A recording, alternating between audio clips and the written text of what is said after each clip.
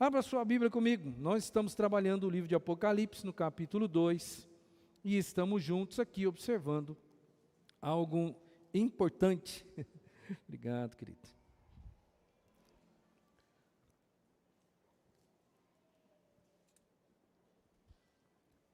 Algo importante. Estamos vendo uma igreja, estamos observando o comportamento de uma igreja. A igreja de Esmirna. Apocalipse capítulo 2, os versos 8 até o 11. Nunca é demais a gente ler o texto, porque o texto, mais uma vez, eu espero que ele fale ao seu coração e ele mostre para você aquilo que certamente Deus tem para o seu coração, porque essa igreja foi uma igreja fiel, conforme a proposta do título que está colocado aí para vocês. Essa igreja foi uma igreja fiel. E hoje, mais uma vez, nós vamos olhar para ela e vamos tentar aprender com esta igreja. Vamos ver o que Jesus fez com essa igreja e vamos tentar aprender mais uma vez com aquilo que se passou naquele tempo e que hoje tem tudo a ver conosco também. Apocalipse capítulo 2, versos 8 até o 11. Ao anjo da igreja em Esmirna escreva: estas são as palavras daquele que é o primeiro e o último, que morreu e tornou a viver. Conheço as suas aflições e a sua pobreza, mas você é rico. Conheço a blasfêmia dos que se dizem judeus, mas não são, sendo antes sinagoga de Satanás. Não tenha medo do que você está prestes a sofrer. O diabo lançará alguns de vocês na prisão para prová-los, e vocês sofrerão perseguição durante 10 dias. Seja fiel até a morte, e eu lhe darei a coroa da vida.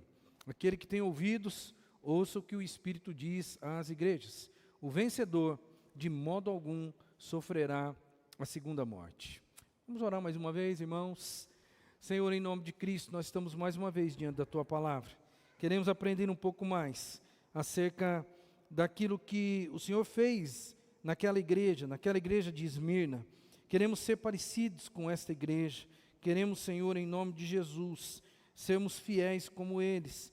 Portanto, Senhor, enriquece o nosso coração agora, através das informações que o Senhor tem para nos passar, e que em nome de Jesus, nós possamos ser abençoados, nós possamos ser desafiados pelo Senhor, a andarmos andarmos fiéis diante do Senhor, no Teu caminho, para que em nome de Jesus, Senhor, nós tenhamos a honra de também sermos chamados fiéis, povo seu, mas povo fiel.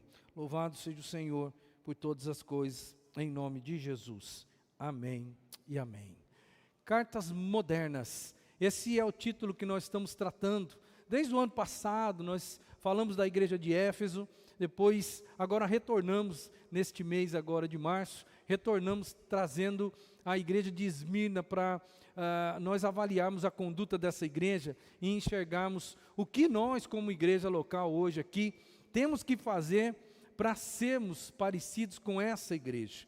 Hoje eu quero enfatizar uma ideia que também está implícita no texto. O fiel, ele não precisa temer nenhum sofrimento. Se você é uma pessoa fiel a Deus, o sofrimento vai fazer parte da sua história, como faz parte da história de qualquer pessoa.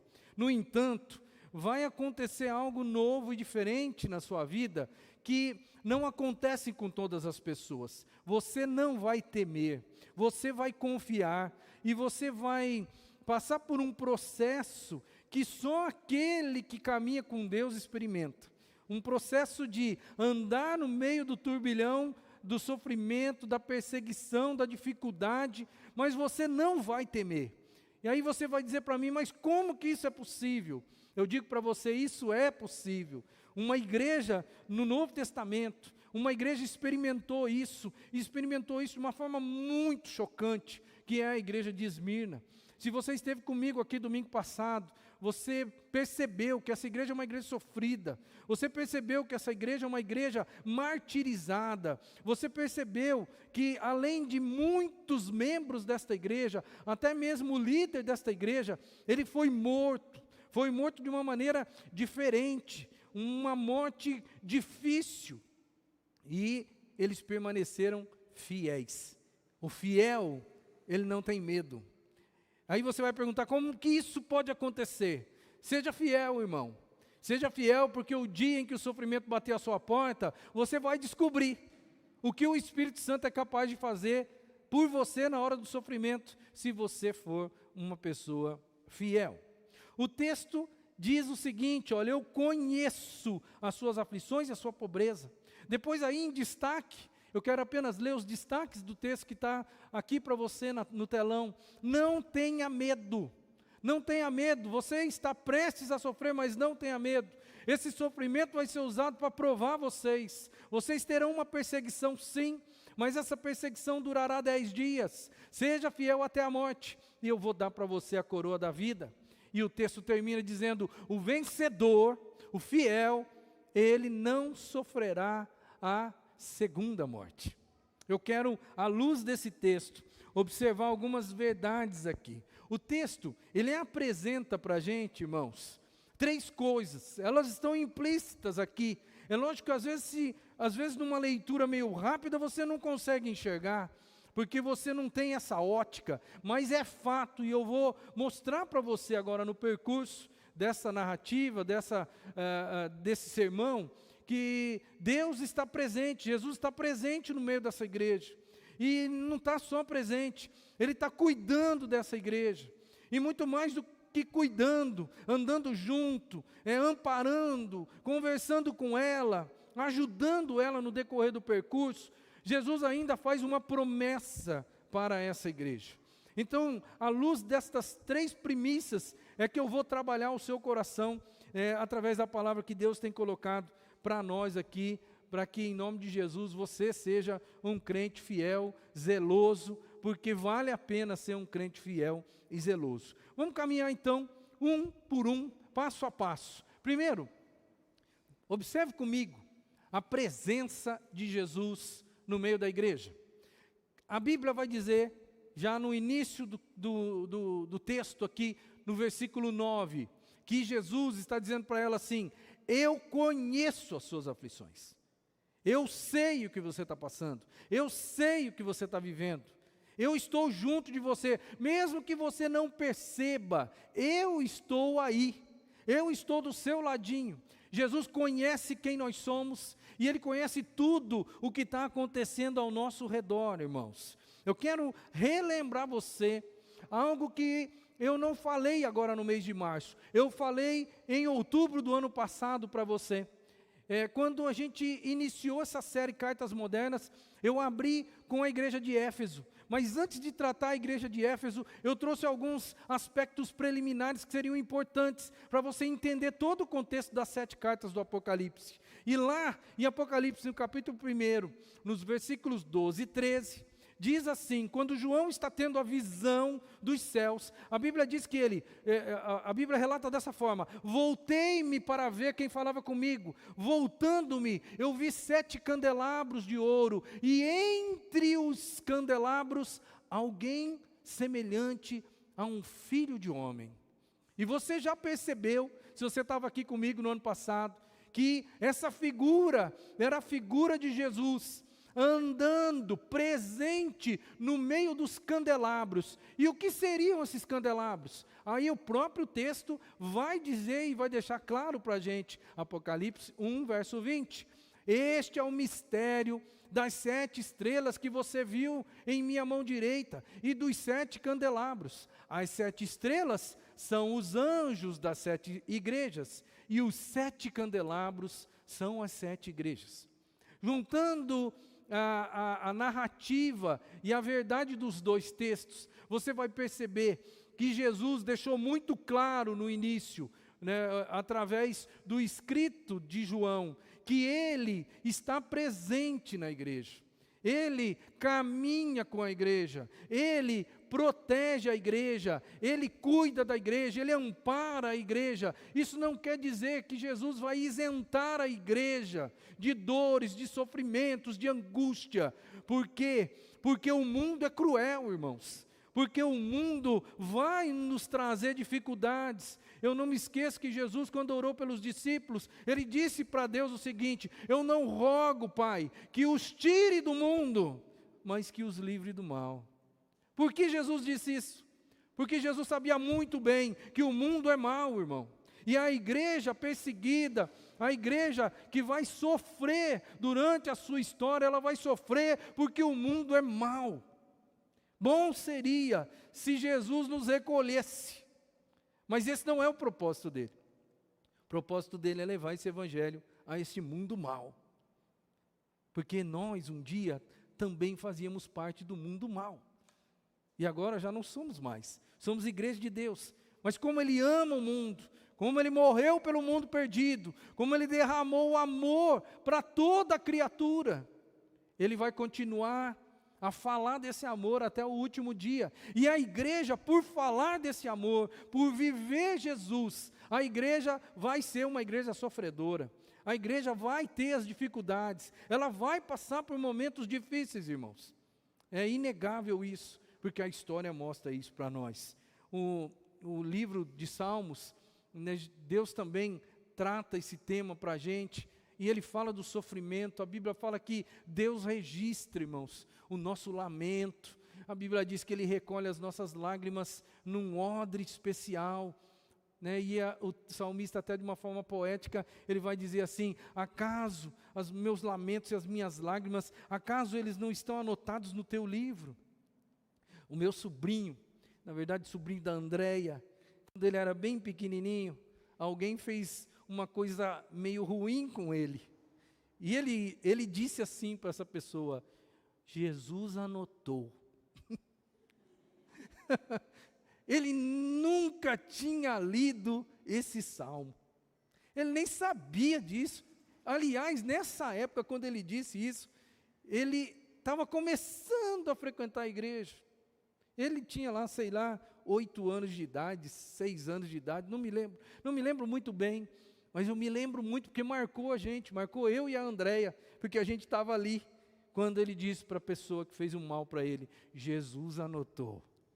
E eu me lembrei desse texto, porque de verdade, irmãos, Jesus anota todos os seus sofrimentos, todas as suas aflições. Quando as pessoas fazem mal a você, quando você sofre por causa do Evangelho, Jesus anota.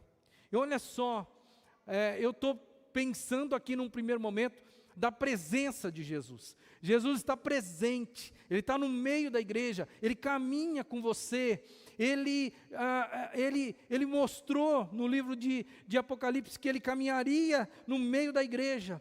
E Ele disse para nós, né, através do Velho Testamento, Deus vai dizer que Ele se importa conosco, que Ele recolhe as nossas lágrimas, que Ele anota todas as coisas que fizeram mal para a gente. E eu quero olhar para o texto em questão de hoje, que é do livro de Apocalipse, e eu quero só fazer menção a esta palavrinha que diz assim, não tenha medo. Ele está dizendo para você, não tenha medo. Se Ele está dizendo para você, é porque Ele sabe da situação, Ele está junto com você, Ele sabe o que vai acontecer com você, Ele está presente, irmão. Às vezes a gente vive a nossa vida, mesmo sendo crentes, mas com uma ideia de que Deus está muito longe de nós, de que Deus não se importa com a gente.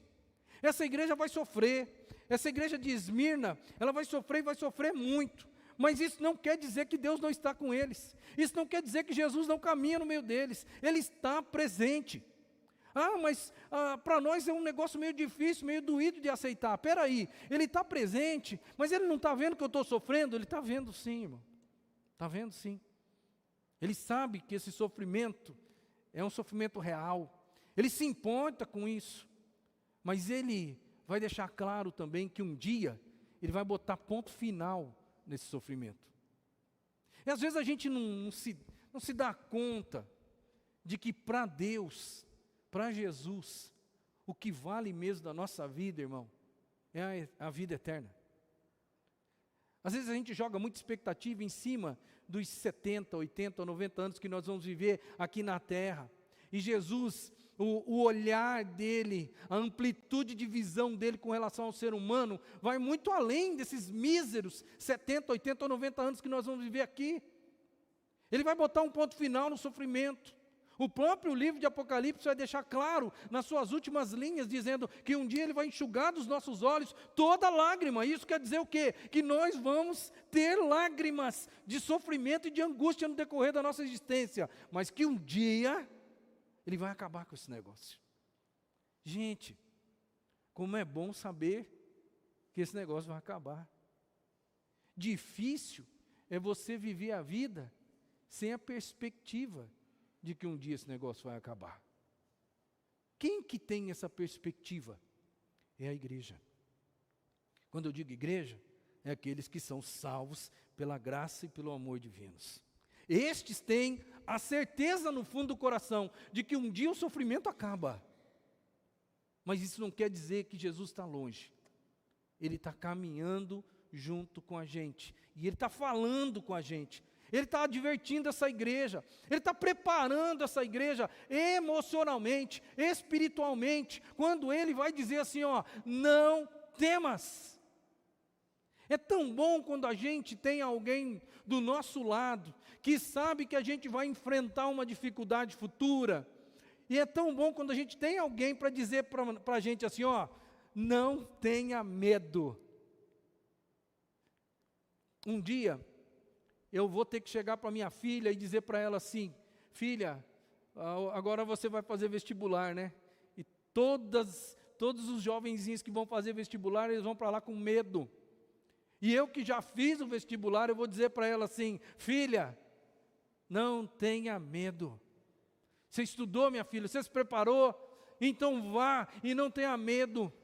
Tem tanta coisa na vida que é tão bom a gente enfrentar a dificuldade, sabendo que alguém chegou para nós de uma maneira prévia e preparou o nosso coração, dizendo assim, vai, porque vai dar certo. Ah, vai ser difícil, pode até ser difícil, mas vai dar certo. Como é bom. O fato de Jesus dizer para essa igreja, não tenha medo, é a prova da presença, do cuidado, é prova do amor que Ele tem por essa igreja. Ele prepara o coração dessa igreja, Ele fala com a gente, irmãos, e através da presciência, porque Jesus, Ele olha o mundo na totalidade da história, desde o primeiro dia até o último. Ele sabe de todas as coisas, e Ele sabe muito bem que todos nós estamos entregues aos sofrimentos, às dores, e até mesmo à própria morte. Mas Jesus também sabe do dia do fim. Jesus também vê a gente já, antes de nós passarmos pelos sofrimentos e pelas dores, Jesus também já olha lá na frente, e Ele já vê o dia em que Ele vai nos receber com a coroa da vida. Ele consegue enxergar isso, a gente não consegue. Ele já viu esse dia, irmão. A presciência de Deus mostra para a gente, nas páginas da Bíblia, que Deus já viu a história como um todo. Ele sabe de todas as coisas. Ele sabe do primeiro dia da humanidade e sabe do último dia da humanidade. Ele sabe dos seus fracassos, Ele sabe das suas dores, das suas felicidades, e acredite em mim, Ele sabe do seu último dia de vida. Jesus sabe exatamente quando e como vai ser o dia que você vai se encontrar com Ele, e que Ele vai ter uma coroa esperando você, dizendo assim, você foi fiel até a morte. E agora, eu estou te dando a coroa da vida. Esse dia para Jesus, ele já aconteceu, irmão. E Ele está dizendo para a igreja, não tema, não tema. Você vai sofrer sim, é um pouco de tempo, você vai sofrer, mas lá na frente, eu já vi o dia em que você vai ser recebido aqui, e vai ser recebido com uma coroa de vitória. Jesus está presente no meio da igreja. Ele está presente na sua vida. Você é a igreja do Senhor, você é a igreja de Deus, Ele está presente na sua vida. Não quer dizer que você esteja enfrentando problemas, que Ele te abandonou. Não, Ele está do seu lado. Ele não vai te isentar de alguns problemas, mas Ele nunca vai sair do seu lado. Ele pode até sofrer e chorar, porque você um dia estará sofrendo e chorando. E pode ser que na sua cabeça você pense, mas o Senhor não vai fazer nada. E Ele talvez não vá fazer nada naquele instante, naquele momento. Mas saiba, um dia Ele põe um ponto final em toda dor, em todo sofrimento.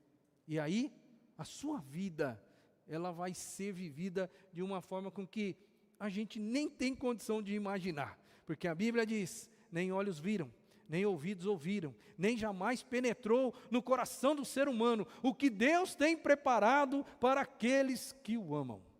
A gente não consegue nem compreender como vai ser o fim da nossa jornada. Mas Jesus não está só presente. Jesus, Ele cuida. E o cuidado de Jesus, ele é expresso aqui no texto também. E eu coloco como subtítulo desse cuidado, o quê? Deus não joga fora nenhum sofrimento. Você pode até sofrer, mas Ele está ali, junto de você, e Ele cuida de você. Quando o texto vai dizer, saibam que o diabo lançará alguns de vocês na prisão, tem aqui algumas coisas que a gente precisa, muito mais do que entender, a gente precisa assimilar, para nós vivermos a nossa vida aqui, mesmo nos momentos difíceis, e entendermos que Deus cuida da gente. Bom, vamos pensar um pouquinho. O que a Bíblia fala sobre o diabo? A Bíblia fala que o diabo, ele veio provar a gente. A Bíblia fala que o diabo veio provar. Não. A Bíblia fala, de uma maneira ilustrativamente falando, fala que o diabo, nosso adversário, o inimigo, o ladrão, ele não vem senão para roubar, matar e destruir. E Jesus, quando qualifica o diabo, ele fala que o diabo é mentiroso, acusador, mas em nenhuma narrativa bíblica vai trazer a ideia de que o diabo prova as pessoas. Mas o texto está dizendo aqui, então a gente fica um pouco confuso, como é que é esse negócio? Mas eu quero dizer uma coisa para você. O texto, ele com certeza deve ser interpretado da seguinte forma: o diabo, o intuito do diabo na sua vida é roubar, é matar, é destruir, ele é mentiroso, ele te engana. Pensa na ideia da palavra prova. O que é uma prova? Quem usa a prova? Quem usa a prova? No nosso mundo secular, quem é o profissional que usa a prova? É o professor, não é mesmo? A prova é uma arma, entre aspas, do professor. Porque o professor, ele ensina, o professor passa conhecimento, e chega num determinado momento, vem a avaliação, aquilo que nós chamamos de prova. Vamos provar algo, vamos deixar claro se você aprendeu. Porque eu tenho um objetivo, eu quero que você cresça. Por isso que não dá muito para assimilar essa ideia de que a ideia do texto que está trazendo aqui é que o diabo, ele quer saber se você vai ser uma pessoa melhor. Não, isso é de Deus para nós. Mas a Bíblia vai dizer assim, que o Senhor cuida da gente, porque Ele vai dizer, olha, eu vou pegar o intuito de Satanás, porque o intuito de Satanás é aprisionar vocês, é matar vocês, é fazer de tudo para que vocês se deem mal, mas eu vou usar esse negócio para provar vocês. Eu vou usar essas situações todas para mostrar para vocês que vocês vão ser pessoas melhores depois que vencerem essas dificuldades. E é como se Jesus deixasse claro para a gente, eu vou pegar todo o intuito de Satanás e vou transformar isso em algo abençoador para você. Porque o texto vai deixar claro para a gente que o objetivo é provar. E provar é para mostrar para você mesmo que você cresceu. Porque toda prova tem essa finalidade. Ah, é o professor o maior interessado? Não, é o aluno. O professor é a pessoa que oportuniza a prova, mas é o aluno que sai vitorioso depois da prova, quando ele vence o obstáculo.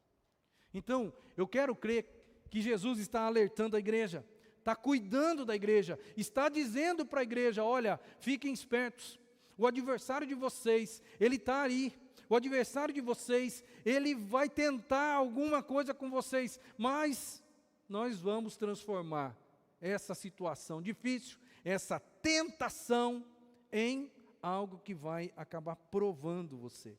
Toda prova, ela fortalece a pessoa. Isso é fato. Toda prova fortalece o ser humano. O pano de fundo da igreja de Esmirna é um pano de fundo sombrio. Se você está aqui comigo desde os últimos 2 domingos anteriores, você está percebendo que o cenário, o pano de fundo da igreja é um pano de fundo sombrio, muito difícil. Você percebeu que os judeus estão acusando aquela igreja. Você percebeu que o diabo está por trás do aprisionamento, porque o texto vai dizer que o diabo lançará alguns de vocês na prisão. E essa prisão, esse momento difícil, vai provar vocês. Não é que o diabo vai provar, mas a situação vai provar você. O pano de fundo pode ser tenebroso. E é engraçado que quando a gente olha para todas as igrejas, as 7 igrejas do Apocalipse, meus queridos, a gente não vê todas as igrejas sendo perseguidas, como Esmirna está sendo perseguida. A gente não vê. Você lembra, você que está aqui comigo, você lembra que eu mostrei um mapa para você, as igrejas são próximas umas das outras, 50 quilômetros, 30 quilômetros, 40 quilômetros umas das outras, e existe uma perseguição ferrenha aqui em Esmirna, mas não existe uma perseguição tão ferrenha nas outras, como uma totalidade. No entanto, essa igreja aqui, ela parece que Jesus encosta nela e fala assim, olha, a coisa vai ficar difícil, mas eu vou transformar essas coisas difíceis em prova para vocês, e vocês vão sair vitoriosos. A gente não quer passar por prova. Vamos pegar os alunos aí. Qual é o aluno aqui que gosta de prova? Levanta a mão. Caio, eu não falei que o Caio é um caso à parte. Caio, você não conta. Você não conta.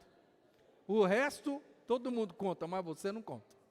Ninguém gosta de prova, ninguém gosta de passar por um momento de aperto, ninguém quer ser colocado contra a parede. Você gostaria de viver num país onde o evangelho é colocado contra a parede? Quem gostaria de viver num país onde o cristianismo é afrontado, o cristianismo é visto como algo temeroso? Quem gostaria aí? Levanta a mão. Ninguém gostaria disso. Caio, não levanta a mão, Caio. Se você levantar a mão, eu vou levar você para a Coreia do Norte. E aí você vai voltar correndo para cá. Irmãos, nós não gostamos de prova. Nós não queremos prova, nós não queremos ser provados. Mas ninguém cresce se não passar por uma prova. É gostoso a gente concordar com a teoria da frase. Ninguém cresce se não passar pela prova. A gente concorda com a teoria, mas na hora da prática, a gente vai chorar no pé de Deus. E vai falar, Deus, por que o Senhor fez isso comigo? Logo eu, que sou tão fiel. Logo eu que levo o Senhor a sério. Logo eu que sou uma pessoa digna, justa, faço tudo para ser uma pessoa boa. Logo eu, Senhor. Você está percebendo comigo aqui que Esmirna é uma das melhores igrejas das 7 igrejas da Ásia, cujas quais o escrito de João foi destinado para elas? Você está percebendo que a igreja mais fiel, talvez, é a igreja de Esmirna, e é a igreja que mais vai sofrer. Lembra que eu disse aí há um tempo atrás, que o sofrimento ele faz parte da agenda do fiel. Eu não sei por que é assim, irmão, mas eu sei que é assim. E eu sei que os provados, eles são os grandes vitoriosos, e são eles que acabam crescendo. Olha que coisa impressionante, porque Davi, que foi um cara espetacular, depois de sofrer tanto na vida, olha o que ele disse: foi-me bom passar pela aflição para aprender os teus decretos. Se eu não passasse, eu não conseguiria aprender. A máxima, irmão, de tudo que eu estou falando para você aqui, nessa questão de cuidado de Deus na nossa vida. Deixa eu só voltar aqui. Nossa, foi demais aqui agora. Isso, obrigado. Nem sempre o Senhor nos poupa do sofrimento, mas sempre o usa para nos fortalecer. Foi isso que aconteceu com Esmirna, é isso que acontece com a igreja de hoje, é isso que vai acontecer com você, ou pode acontecer com você, irmão. Então, é mais palatável o evangelho que isenta a gente das dificuldades. É mais gostoso você ouvir uma mensagem de que Deus te protege, te blinda e que nada de mal te acontece. Porque aí a gente sai, assim com aquele sentimento assim, tudo vai dar certo, né? É o evangelho do triunfalismo, tudo vai dar certo, nada vai dar errado. É muito gostoso você sair de uma igreja, que essa igreja, ela martela em você o lado bom do evangelho. Mas quando a gente olha para Esmirna, a gente vê que nem sempre o Senhor nos poupa do sofrimento, mas Ele sempre usa o sofrimento para fortalecer a gente. Deus não joga fora nenhum sofrimento, Ele usa isso para abençoar a nossa vida. De uma maneira soberanamente, Jesus, Ele delimita o nosso sofrimento. E aí que eu acho que a expressão de cuidado, ela é notória, ela é fantástica nesse momento na nossa vida, porque Jesus, Ele vê a igreja, Ele sabe que a igreja vai sofrer, Ele sabe que o diabo vai atacar essa igreja, Ele sabe que o contexto social da igreja é um contexto adverso. Jesus fala para eles, olha, vocês vão sofrer, não temam, vai existir sofrimento, mas ao mesmo tempo, você percebe Jesus falando uma coisa que tem muito sentido aqui. Saibam que o diabo lançará alguns de vocês na prisão para prová-los, e vocês sofrerão perseguição durante 10 dias. Você consegue enxergar aqui? Que de uma maneira soberana, ou seja, Jesus faz mais ou menos o que aconteceu lá no livro de Jó. Você vai mexer com Jó? Pode mexer com Jó. Mas você só vai até aqui, Daqui você não passa. Você pode mexer no dinheiro, você pode mexer na família, você pode tirar tudo que ele tem, você pode fazer o que você quiser, mas não toca na vida dele. Na vida dele você não vai tocar. Você não vai poder matar ele. Você notou que existe ali uma delimitação. E às vezes a gente não entende que Deus é soberano, e que às vezes, por mais que a gente venha sofrer, que Ele não deixa a gente sofrer no extremo. Vamos falar a verdade, pensa aí na humanidade e no sobrenatural. Nós somos seres criados por Deus, seres humanos. A Bíblia qualifica o diabo e os seus demônios num nível um pouco superior a nós, mas Jesus e Deus estão acima de tudo e de todos, certo? Então, coloque essa figura aí na sua alma, Deus e Cristo na soberana trindade estando acima de todas as coisas, e nós aqui na base da pirâmide, mas no meio tem Satanás, que tem mais poder do que nós. Você acha que Satanás não gostaria de fato de acabar com a humanidade? De acabar com você, de matar você? Você é de Deus? Então como você é de Deus, eu vou te destruir, e vou te destruir agora. Você acha que Ele não tem poder para isso, estando num patamar mais elevado do que nós, em termos de criação? Ele está nessa condição, Ele tem poder, Ele usa as pessoas. Aliás, muitas coisas que acontecem neste mundo são fruto da artimanha de Satanás. Você vê pessoas morrendo a todos os instantes por coisas muito bobas, banais. Será que não tem que existir uma força demoníaca atrás de muitas coisas neste mundo que leva a pessoa a cometer alguns assassinatos? É claro que isso acontece, mas e com você que é o filho do Deus Altíssimo? É como se Deus deixasse muito claro: olha, você pode até tocar aí em alguma coisa, em alguma área, mas daqui você não passa. Com o povo de Deus é assim. Nós podemos até sofrer de alguma forma, irmão, mas de uma maneira soberana. O texto vai dizer assim, 10 dias. É lógico que no contexto judaico, os números eles falam, tá? 3, não é só 3, ele tem um pano de fundo do que é 3. 3 para o judeu é uma coisa certa, não é 1 e nem 2, é 3. 3 ele pode dizer assim, é isso mesmo.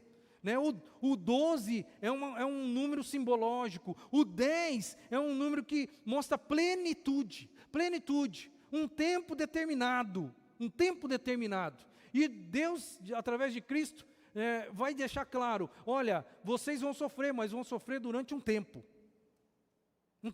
Não é literal, 10 dias, mas um tempo. E esse tempo, ele tem começo, mas tem fim, ele vai acabar. Eu não autorizei, eu não deixei o diabo passar desse quadradinho aqui que eu disse que vai acontecer. Isso não é um ensino só do livro de Apocalipse, porque o texto de 1 Coríntios capítulo 10, versículo 13, é muito conhecido nosso. Ele diz, não sobreveio a vocês tentação que não fosse comum aos homens, e Deus é fiel, e Ele não permitirá que vocês sejam tentados além do que podem suportar. Mas quando forem tentados, Ele lhes providenciará um escape para que o possam suportar. Você percebe aí uma delimitação soberana de Deus. Ou seja, Ele deixa claro, eu estou no controle, eu estou no comando. O diabo pode até mexer com vocês, mas ele vai mexer aonde eu deixar. Ele vai mexer até onde eu permitir. Eu vou delimitar as coisas. Esse texto é fantástico. Olha que coisa maravilhosa. Ele não vai permitir que você seja tentado além do que você possa suportar. Eu frisei aí, ele não vai permitir, ele não vai deixar. E quando ele permitir que você seja tentado no que você pode suportar, né? Ele vai te ajudar, porque ele vai providenciar um escape para você. Olha que coisa fantástica. É Deus dizendo muito claramente para a gente, eu estou no controle da situação, eu estou no controle da sua vida, eu cuido de você. Eu cuido de você.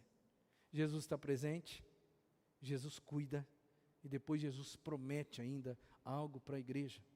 Irmãos, para a igreja de Esmirna, como cuidado, Jesus avisou a igreja.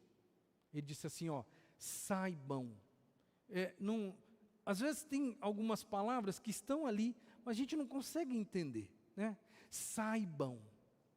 Eu quero que vocês saibam, eu não quero que vocês sejam pegos de surpresa. Eu estou avisando, isso não é cuidado? Quando você adverte alguém, quando você chega e mostra para ela o que vai acontecer, saibam.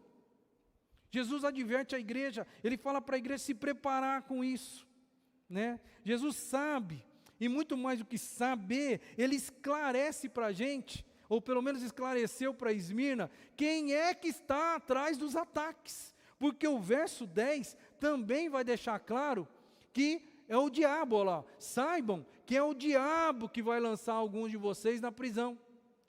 Ele está usando quem? Quem é que está se levantando contra a igreja de Esmirna? São os judeus que estão difamando a igreja, é a sociedade num contexto geral que está obrigando a igreja a adorar o imperador romano. Eles não estão vendo o diabo. Quem está trazendo problemas para eles são seres humanos.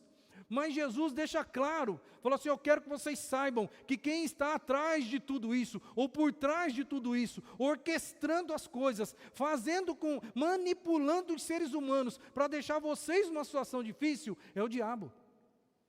O diabo lançará alguns de vocês na prisão para provar vocês, e vocês vão sofrer perseguição durante 10 dias. Ou seja, Jesus fala para a gente, eu quero que vocês saibam, e ele esclarece para a gente. Mas nunca se esqueça que a delimitação está ali, ó. O diabo vai lançar vocês na prisão, mas eu já disse que desse quadrado não sai. É 10 dias. E, além disso, não vai. O que a gente enxerga no texto? De uma forma clara aqui. 3 verdades. Eu posso olhar para o texto e perceber, então, que o sofrimento para os fiéis, porque a igreja de Esmirna era fiel, o sofrimento ele é certo, ele pode acontecer. O sofrimento é limitado, porque soberanamente Deus limita o sofrimento e ele é breve. Ele vai passar e vai passar rápido. Mas aí por que algumas pessoas sofrem a vida inteira? E aí você vai dizer para mim, mas pastor, tem pessoas que eu conheço que estão sofrendo desde que se converteram e até hoje o negócio não parou. Sabe qual que é o nosso problema? É que a gente não consegue enxergar a vida sob a ótica da eternidade. Sofrimento é breve. Ele pode durar, no máximo, até o dia da sua morte. A gente não consegue captar esse negócio. Sabe quando que a gente vai conseguir captar esse negócio? O dia que a gente bater com as 10 aqui, e a gente for para o céu, for recebido em glória, Deus nos colocar a coroa da glória e dizer para a gente assim, ó, acabou. Lembra de tudo? Pois é, acabou.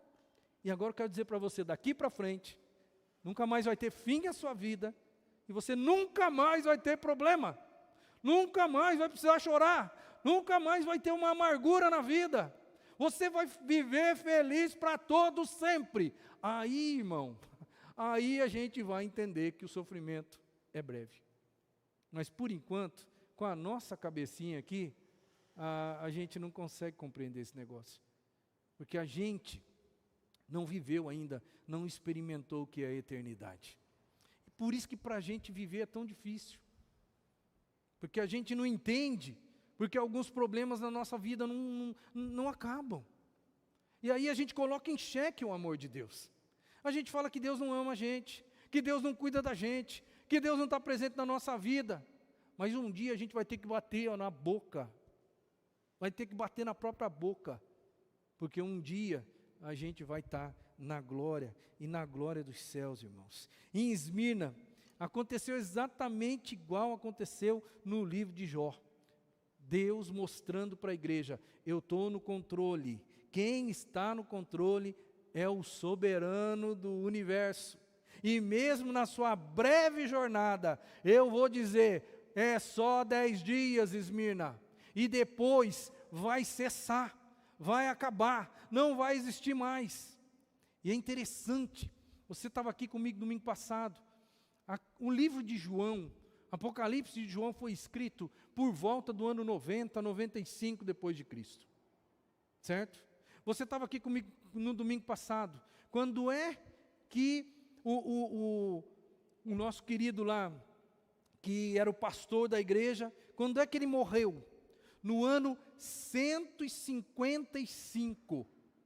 155. Demorou 50 anos para que aquela igreja vivesse, digamos assim, o fervo da perseguição. E Policarpo foi morto na fogueira, na arena, só por ser cristão. 50 anos demorou para que essa palavra aqui tivesse sentido para aquela igreja, quando Deus mandou alertar a igreja, falando assim, olha, fiquem espertos, vocês vão sofrer, o diabo vai lançar alguns de vocês na prisão, e se for preciso, vocês vão dar a vida pelo evangelho, sejam fiéis até a morte, e eu vou dar para vocês a coroa da vida. Mas esse texto, ele demora talvez 40, 50 anos para ter sentido.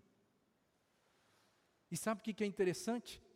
E que depois, 150 anos depois, a perseguição contra a igreja cristã, ela acaba. E ela acaba num contexto global, porque Roma vai parar de perseguir. 1000 anos são como um dia, e um dia como 1000 anos. O que Deus fala agora, talvez vai acontecer daqui 40 anos, 50 anos.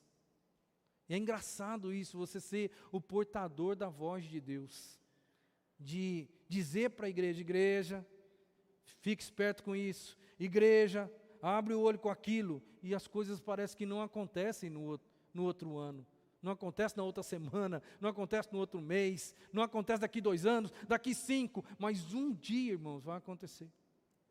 Talvez essa igreja nem levou tão a sério quando o escrito chegou para ela, porque talvez ela nem estivesse naquele primeiro momento tendo tantas dificuldades. Eu não sei disso, eu só estou fazendo aqui uma conjectura.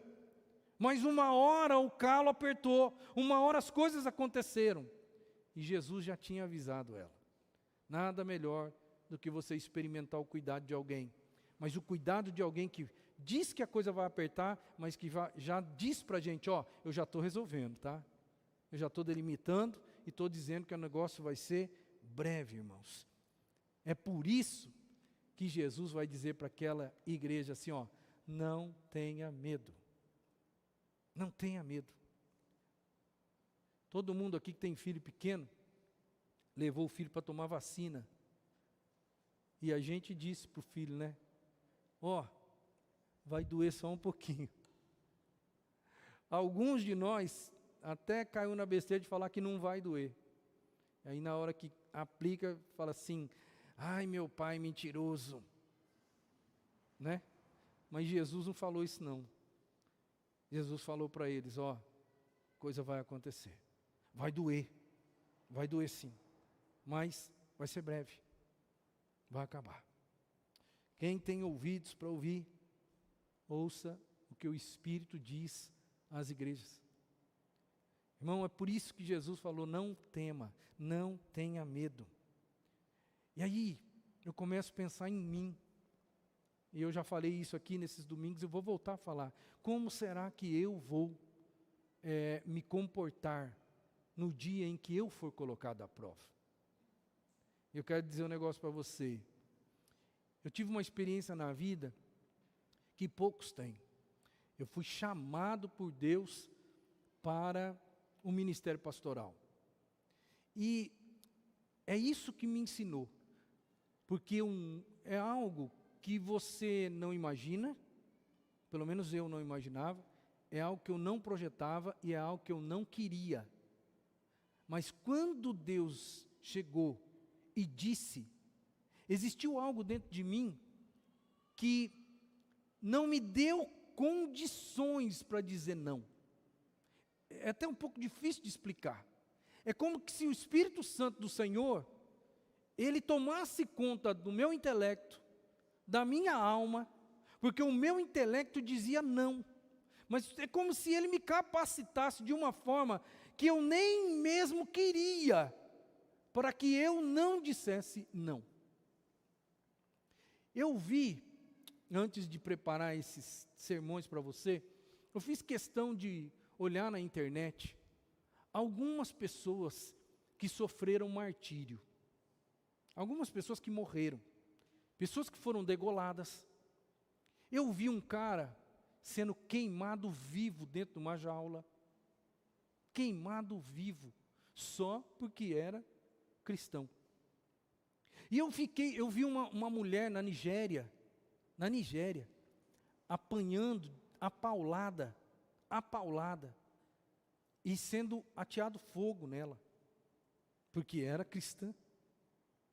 E eu fiquei pensando assim, Deus, como é que pode um negócio desse? E sabe o que Deus trouxe no meu coração? Mais ou menos essa ótica assim, você acha que eu não sou capaz de nesse momento isentar essa pessoa de qualquer dor? Você acha? Seus olhos podem imaginar que ela está sofrendo de uma maneira demasiada, mas você não sabe. Você já parou para pensar que eu posso ter tirado toda a dor dela só porque ela foi fiel? E que aquelas pauladas, tudo aquilo que ela sofreu, aquilo ela não sentiu nada? E ela já estava ali como Estevão, olhando os céus abertos, vendo a glória de Deus e exaltando o Senhor? Ah, Silvio, você não sabe nada. Você não sabe do que eu sou capaz. Foi mais ou menos isso que Deus ministrou no meu coração, quando eu vi aquelas pessoas sendo degoladas e sendo ateado fogo nelas. A gente não tem ideia do que Deus é capaz. A gente não sabe o que é um Deus soberano do universo, irmão. A gente olha para nós, a gente olha para a vida, a gente olha para o nosso esquema de vida, para o nosso olhar, para o nosso sentimento, e a gente pensa que a vida é só isso. Mas Deus é soberano do universo, e Ele pode fazer qualquer coisa. O que pode o homem fazer de mal para mim? Diz a palavra. Irmãos, é por isso que Ele fala assim, não temas. E se Ele fala, não fique com medo, o mesmo Deus que fala, não fique com medo, é o Deus que na hora do medo, Ele vai com você, caminha com você, te dá força, te capacita para vencer o medo, e se for preciso, te tira a dor. Porque eu não tenho dúvida de que Deus fez isso no físico daquelas pessoas. Eu não tenho dúvida, porque Deus é Pai e protege os seus filhos. É por isso que Ele fala, você tem ouvidos para ouvir, ouça o que o Espírito Santo diz à igreja. A palavra para a igreja de Esmirna era simples, era assim, continuem fiéis, mesmo que vocês tiverem que morrer, ser fiel até a morte, porque o que está reservado para vocês é a coroa da vida. É como se Ele dissesse assim para a gente, não olhem para o sofrimento, olhem para a recompensa, porque o sofrimento vai passar rapidinho. Quero concluir essa palavra para o nosso coração. Quero falar agora, encerrando, da promessa que Deus tem para nós. A promessa. Jesus, Ele garante vitória no final. É sempre no final, mas Ele garante a vitória. O vencedor, diz o texto bíblico, o vencedor, aquele que tem ouvidos, ouça o que o Espírito diz às igrejas, o vencedor de modo algum sofrerá a segunda morte. Isso implica no quê? Que a primeira morte, mesmo se você for fiel e vencedor, você pode passar por ela. Mas a gente vai escapar da segunda. E é a segunda que a gente tem que se preocupar, porque a segunda é eterna. A primeira morte é natural. Todo mundo vai experimentar a primeira morte, mas a Bíblia vai dizer que o vencedor, o fiel, o habitante ali da igreja de Esmirna, eu e você que formos fiéis até a morte, este não vai sofrer o dano da segunda morte. O texto bíblico de 2:11, ele também é refletido em Apocalipse 20:14, que diz assim, então a morte e o Hades foram lançados no lago de fogo. O lago de fogo é a segunda morte. O que é a segunda morte? É o inferno, irmão. Nós vamos escapar do inferno. Nós podemos não escapar da morte física, natural. A Bíblia promete para a gente que nós vamos escapar do lago de fogo, do inferno. A gente vai estar no céu. Por isso que Ele fala que o fiel vai receber coroa da vida. Vida e não morte, céu e não inferno, a gente vai estar lá. E o que vai conduzir a gente até lá?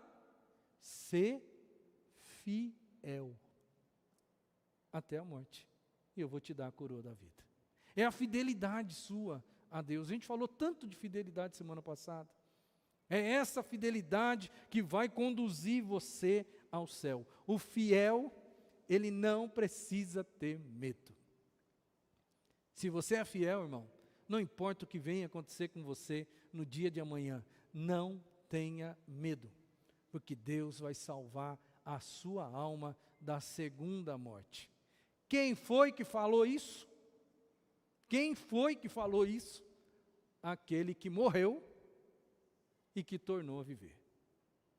Aquele que já passou pela morte e ressuscitou. O único que se tem registro na humanidade. O único que morreu e pelo poder de Deus ressuscitou e veio dizer para a gente que tinha lugar para a gente lá. Não se esqueça disso. Tem muita religião no mundo, não tem? Tem muita religião no mundo. Tem muitos escritos sagrados por aí, mas não tem nenhum autor de escrito sagrado, nenhum autor que, digamos assim, é a base teológica da religião, nenhum deles foi à morte e voltou. Por melhor que ele tenha sido, por mais zeloso e bondoso que tenha sido, todos eles estão debaixo da terra. Todos eles foram comidos por bichos. Nenhum deles retornou para dizer: eu venci a morte e Deus tem um lugar para você. A religiosidade pode ser boa. Nós temos muitas religiões aí com uma roupagem bonita de boas obras, uma roupagem bonita de fazer bem para o próximo, uma roupagem bonita de que, olha, você pode até morrer, mas depois você volta. É um discurso bonito, mas nenhum deles, nenhuma base teológica foi formada por causa de uma pessoa que morreu e tornou a viver, para dizer para a gente que, olha, eu tenho o poder sobre a morte. Nenhuma. As pessoas podem até ter uma soluçãozinha caseira, né, para a morte, mas só Jesus venceu ela. Só Jesus abriu as portas para a gente, para uma nova possibilidade. Por isso que ele fala: não tenha medo. Quem está falando aqui é aquele que já morreu e tornou a viver, o único que venceu a morte. A igreja de Esmirna era uma igreja fiel, e o fiel não precisa temer nenhum tipo de sofrimento. O maior sofrimento que a gente tem é a morte, irmão. E a Bíblia diz para a gente: não tema, eu venci a morte, você também vai vencer. Louvado seja Deus por isso. Amém? Amém. Em nome de Jesus, que Deus esteja abençoando a sua vida hoje e todo sempre. Nós vamos orar e vamos encerrar esse momento de culto, de adoração a Deus. Eu quero fazer essa oração. Na semana que vem, a gente vai ainda pegar o gancho